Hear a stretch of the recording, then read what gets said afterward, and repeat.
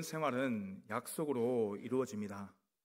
우리는 살아가면서 참 수많은 약속들을 하고 있습니다. 우리가 서류로도 약속을 하고 우리가 구두로도 약속을 합니다. 그리고 사람에게 하는 약속도 있고 하나님께 드리는 약속도 있습니다. 그런데 우리 인간의 약속은 참 쉽게 변질되고 쉽게 잊어버리게 됩니다. 그래서 어느 인터넷 기사나 신문 기사에 그 사람이 약속을 잘 지켰다라고 이런 기사가 뜨면 참 아름다운 이야기다, 참 보기 좋다, 이런 이야기를 하고 있습니다.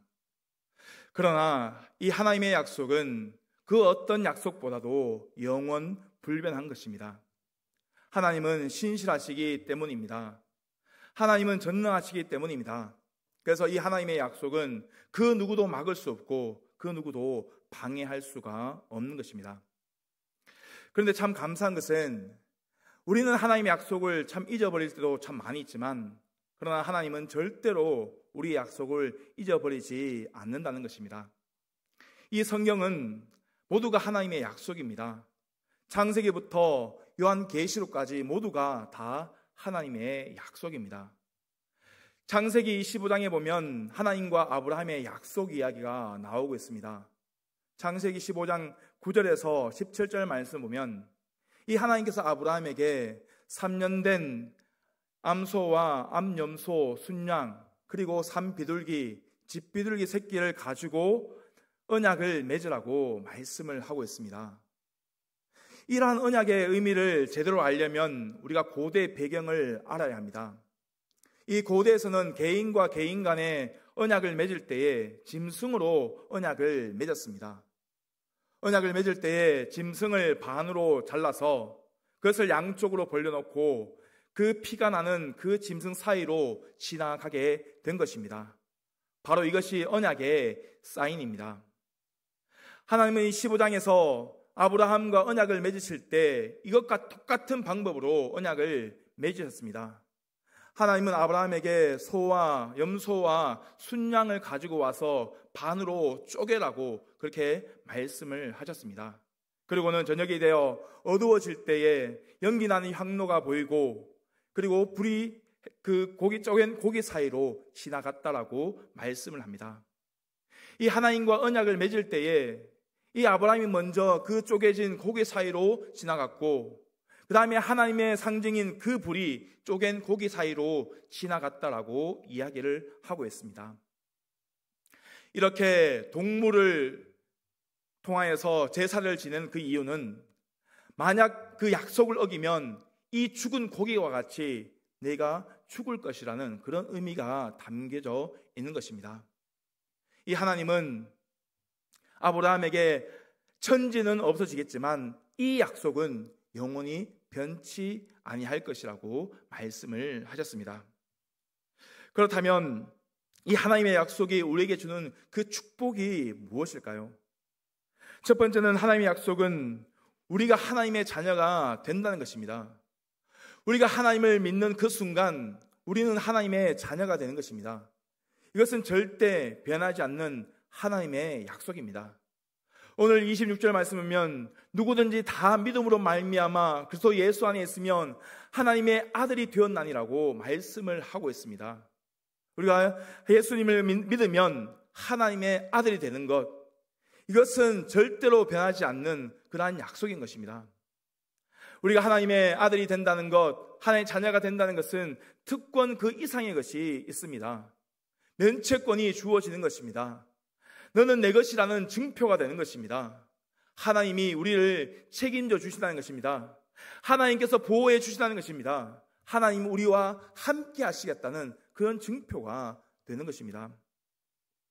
로마서 8장 14절 말씀에 보면 무릇 하나님의 영으로 인도함을 받는 자는 하나님의 아들이라고 말씀하셨고, 요한복음 1장 12절 말씀에 영접하는 자 곧 그 이름을 믿는 자들에게는 하나님의 자녀가 되는 그런 권세를 주셨다고 말씀을 하고 있습니다. 예수님을 믿으면 우리는 하나님의 아들입니다. 하나님의 자녀입니다. 하나님이 나를 선택하셨고 예수님으로 말미암아 하나님의 자녀가 되게 하겠다는 하나님의 약속의 말씀이 약속의 말씀입니다. 이것은 절대 변하지 않는 것입니다. 이 성경에 보면 참 수많은 기도들이 나오고 있습니다. 우리가 정말 좋아하는 야베스의 기도, 다윗의 기도, 히스기야의 기도, 한나의 기도 등등 정말 수많은 그런 기도들이 있습니다. 그런데 그 중에서 가장 단연 으뜸되는 기도는 주님께서 우리에게 주신 주기도문이 아닌가라는 생각을 해보게 됩니다. 사실 주님이 가르쳐 주신 그 기도는 그 당시 정말 파격적인 것이고 엄청난 충격적인 그런 기도였습니다. 하늘에 계신 우리 아버지, 그 시작이 바로 하나님을 아버지로 고백하며 시작하고 있다는 것입니다. 당시 하나님의 이름을 함부로 부르면 신성모독죄로 여겨졌는데 예수님을 영접하는 자에게는 하나님의 자녀가 되는 그런 권세를 주셨다는 것입니다. 그리고 그 주신 그 권세로 말미암아 하나님을 아빠, 아버지라고 부를 수 있게 해 주셨다라는 것입니다. 전능하신 하나님을 아버지라고 부를 수 있는 그 기도, 그것은 하나님의 약속대로 놀라운 하나님의 응답인 것입니다. 바로 이러한 하나님의 약속은 영원히 절대로 변하지 않게 되는 것입니다.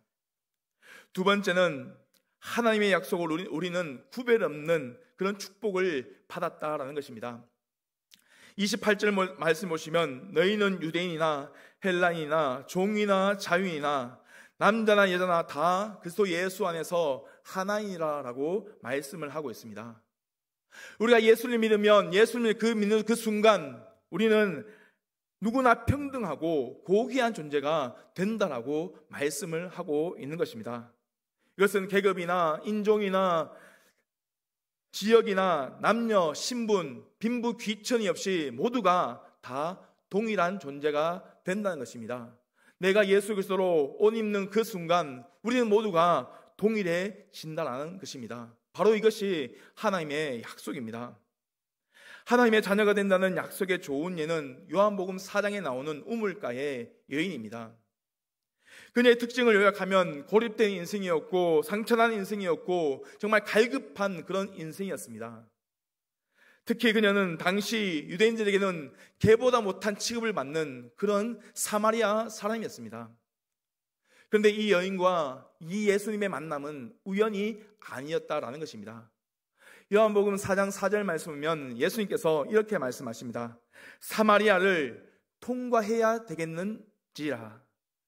내가 사마리아를 통과하지 않아도 되겠지만 그럼에도 불구하고 내가 사마리아를 통과해야 되겠다는 이 예수님의 다짐이 거기 있다는 것입니다. 이방인에게도 구원을 베풀겠다는 그 예수님의 의도가 다분히 보이는 그런 구절이라는 것입니다.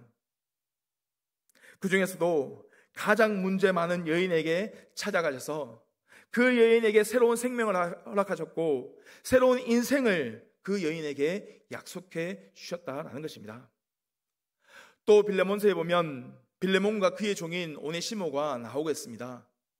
빌레몬은 재력을 가진 그 당시의 주인이었습니다. 오네시모는 그의 종이었습니다. 그런데 어느 날 이 오네시모가 도망을 가게 됩니다. 로마 시대에 도망갔다가 잡히게 된 이 종은 이마에 낙인이 찍히거나 아니면 때로는 심지어는 죽기까지 했다는 것입니다. 그 당시 종들은 인간 이하의 취급을 받았기 때문입니다. 그런데 그런 빌레몬이 예수님을 믿게 되었고 이 도망간 오네시모가 바울을 만나서 예수님을 믿게 되었다라는 것입니다. 이후 바울은 빌레몬에게 오네시모가 돌아가면 종이 아닌 형제로 받아들이라고 그렇게 말씀을 하고 있습니다. 이것은 주님 안에서 동등한 형제로 받아들이라는 그런 권면인 것입니다. 이것이 바로 구별함이 없는 하나님의 축복이라는 약속입니다. 예수님이 저주 안에서 우리를 해방시켜 주셨으므로 이제 우리는 더 이상 차별이 없는 모두가 동일한 주님 안에서 한 형제 자매임을 우리에게 말씀해 주고 있는 것입니다. 교회는 절대로 벽이 높거나 특정인이 모이는 교회가 되어서는 안 되는 것입니다. 초대교회에는 기록에 보면 양반들만 모이는 교회가 있었고 백정들만 모이는 그런 교회가 있었다라고 이야기합니다. 교회의 가장 쉽고 가장 멋진 구호가 무엇이겠습니까? 바로 누구나 다 오라라는 것입니다. 주님은 이 땅에 오셔서 가난하고 병들고 고통받고 신음하는 그 사람들을 예수님은 찾아가셨고 그들의 친구가 되어 주셨습니다. 그것은 바로 우리에게 하신 그 약속을 이루시기 위해서 하나님은 우리를 사랑하시고 우리를 하나님의 자녀로 삼으시고 하나님의 친구로 삼으신 그 약속을 이루시기 위해서 먼저 예수님이 그 모습을 우리에게 보여주셨다라는 것입니다. 바로 이것이 변하지 않는 하나님의 약속이라는 것입니다. 세 번째는 하나님의 약속으로 우리는 하나님의 유업을 받게 되었습니다. 29절 말씀을 보시면 너희가 그리스도인의 것이면 곧 아브라함의 자손이요 약속대로 유업을 입은 자라고 그렇게 말씀을 하고 있습니다. 여기서 유업을 입은 자라는 것은 상속자를 말하는 것입니다. 다시 말하면 하나님께서 만드신 천국과 하나님께서 우리에게 주신 모든 것, 즉 하나님께서 만드신 모든 이 세상의 모든 것들을 우리가 다 받을 수 있는 그런 존재라고 말씀을 하고 있습니다. 갈라디아서 3장 7절 말씀에 보면 그런즉 믿음으로 말미암은 자들은 아브라함의 자손인 줄 알지어다라고 이야기를 하고 있습니다. 우리는 혈통으로는 아브라함의 자손이 아니지만 예수 그리스도를 믿음으로 말미암아 아브라함의 자손이 되었다라는 것입니다. 그러므로 우리는 하나님께서 그 주신 유업을 받을 수 있는 그런 상속자가 되었다라는 것입니다. 복음은 오늘도 역사하고 있습니다. 그 복음 때문에 우리가 지금 오늘도 살고 있는 것입니다. 육체적으로 우리는 유대인이 아니지만 영적으로 예수님을 통해서 아브라함을 믿는 그 하나님을 믿게 됨으로써 아브라함의 자손이 되고 우리는 상속자가 될 수 있습니다. 이렇게 믿음으로 살아간 한 사람을 소개하고 말씀을 마치고자 합니다. 1969년 7월 16일 아폴로 11호가 달 착륙선 이글호를 싣고 달 표면에 착륙하기 위해서 케네디 우주센터에서 발사된 그런 날입니다. 이로부터 닷새 후에 7월 20일 인간이 처음으로 달에 발을 내딛게 되는 그런 역사적인 날입니다. 달 표면에 최초로 발을 내디딘 사람은 닐 암스트롱입니다. 그리고 그 20분 뒤에 에드윈 버즈 올드린이 암스트롱의 뒤를 따라서 달의 표면을 밟았습니다. 세월이 흐른 후 한 강연에서 이 올드린이 암스트롱보다 20분 늦게 달 표면을 내딛게 된 그 이유에 대해서 밝혀졌습니다. 원래 순서대로 하면 이 올드린이 먼저 달 표면에 발을 내딛어야 했습니다. 그러나 신실한 이 그리스도인이었던 이 올드린은 인류 최초로 달에 발을 내딛는 그 순간 자신이 예수님으로 인해서 우주 만물을 만드신 하나님의 자녀가 돼서 이 모든 것을 누릴 수 있음에 감사한 마음이 들었습니다. 또 하나님이 약속의 말씀을 그대로 지켜주시고 그 기도에 응답해 주셔서 자신이 우주 비행사가 되었고 또 그 꿈을 이루게 해주신 것에 너무나 감사했던 것입니다. 그래서 올드린은 암스트롱에게 첫 걸음을 양보하고 자기는 그 20분 동안 지구에서 가져온 빵과 포도즙을 가지고 하나님께 기도하며 성찬식을 거행했습니다. 이걸로 안에서 20분 동안 성경을 읽고 성찬식을 향하며 간절한 마음으로 하나님께 감사의 기도를 드렸다라는 것입니다. 하나님의 약속은 어떤 식으로든 반드시 이루어집니다. 이 창세기 아브라함에게 이야기해서 우리가 주목해야 할 말씀이 한 가지가 있습니다.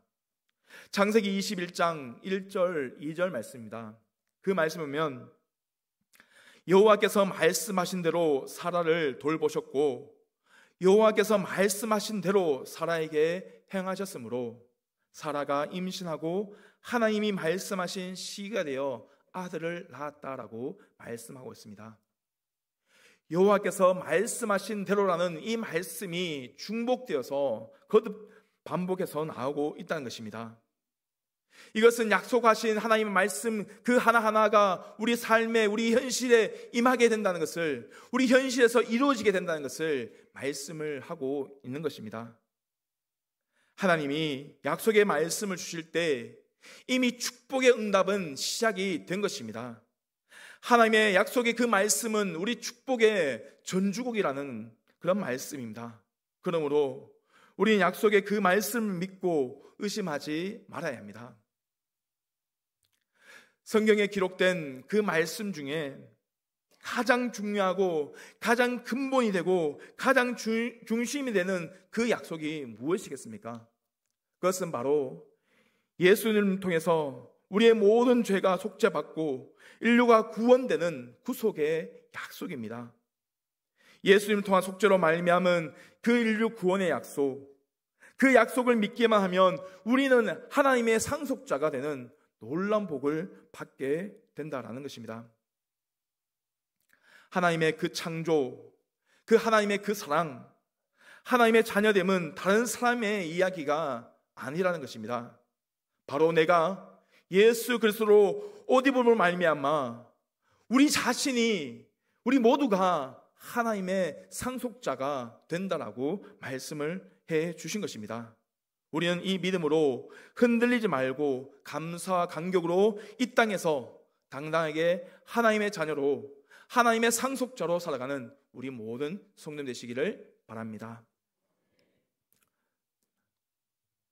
거룩하신 하나님 아버지, 우리가 하나님의 변하지 않는 그 놀라운 약속의 말씀을 붙들고 세상을 살아가게 하시고, 무엇보다도 우리에게 구원의 약속을 이루시기 위해 십자가에 죽으신 그 예수님의 사랑을 전하는 삶이 되도록 주님 도와주시기를 원합니다. 오늘 특별히 헌신 예배를 드리는 우리 육부요전대 임원들과 회원들에게 힘을 주시고 능력을 부어주셔서 그 모든 일들을 잘 감당하며 나아가는 우리 모든 여전자가 될 수 있도록 주님 은혜를 더하여 주시옵소서. 늘 성령 하나님께서 우리와 함께하여 주시옵소서. 감사드리며 예수님의 이름으로 기도드립니다. 아멘.